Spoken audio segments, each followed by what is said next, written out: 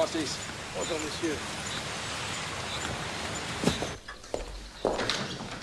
Bonjour, c'est moi. Je ne dérange pas? Du tout, hein. Ah, quel orage, c'est tout. Je suis sorti à cheval pour me dérouiller un peu. J'en ai profité pour venir vous saluer. Tu as bien fait. Comment vont tes filles? Magnifique. Jeanne ne lâche pas son chevalet de la journée. Et Lucie roucoule devant son piano. Bien. Et Cécile? Elle ne va pas tarder.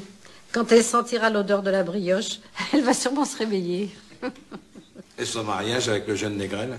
C'est dans l'air, on en parle, mais rien n'est encore fait. Eh bien, quoi, on a déjeuné sans moi? Tu dormais si bien. Bonjour, cousin. Bonjour, ma belle. Tout marche-t-il bien, Jean-Bart? Bonjour, mademoiselle. Nous payons les années prospères. Mais toi, Léon, tu as eu tort de ne pas vendre tes actions. Mélanie, j'en rêvais. Vous m'excuserez, je voulais vous donner des huîtres. Le lundi, vous savez qu'il y a un arrivage d'Ostende à Marchienne.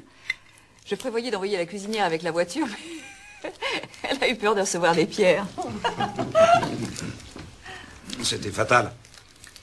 La trop grande prospérité de ces dernières années devait nous mener là. Songez aux énormes capitaux qui sont immobilisés dans les chemins de fer, dans les ports, dans les canaux. L'Amérique, en cessant ses commandes de fer et de fonte, a porté un rude coup à nos hauts fourneaux. Et depuis que les usines ferment une à une, nous avons un mal du diable à nous débarrasser de notre stock. Et si on veut vendre face à la concurrence, nous sommes bien obligés de baisser notre prix de revient. Et c'est ça que les ouvriers ne veulent pas comprendre. Monsieur Grégoire, je vous en prie, reprenez encore quelques-unes de ces écrevisses. Avec grand plaisir, chère madame. Et le pire, c'est que pour abaisser notre prix de revient, il faudrait produire davantage. Mais nous vendons de moins en moins. Alors, nous n'avons pas d'autre choix que de baisser les salaires, forcément. Ce sont les ouvriers qui trinquent. Pour ce qui est de trinquer, ils n'ont pas besoin de ça. Oui, c'est monsieur Lansart qui est dans l'antichambre, mais il craint de déranger. Non, faites-le entrer. Entrez, Lansart. Excusez-moi, bon appétit. Quelles sont les nouvelles? Tout est tranquille, monsieur le directeur. Presque trop.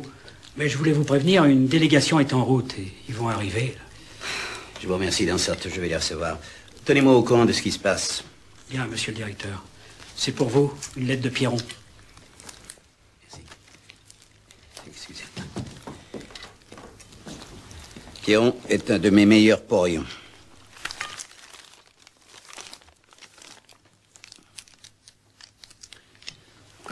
Il m'avertit qu'il se voit obligé de se mettre en grève, lui aussi, par peur d'être maltraité par ses camarades.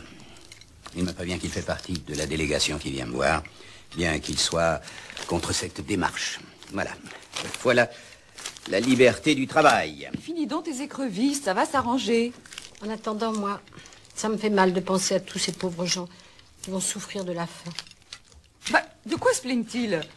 Ils sont logés, chauffés, soignés aux frais de la compagnie. Ça leur suffit pas? Ah, voilà le faisant.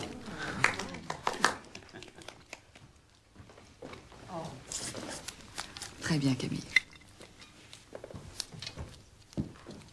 Bien, dans tout ça, nous n'avons pas beaucoup parlé du mariage de nos jeunes gens. C'est vrai?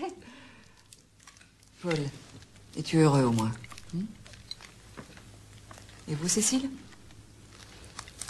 On ne vous a pas beaucoup entendu, les amoureux. Alors, à quand fixons-nous la date de ces fiançailles? Oh, ma tante, laissons d'abord passer la grève. Oh, ça suffit avec cette grève. Parlons d'amour.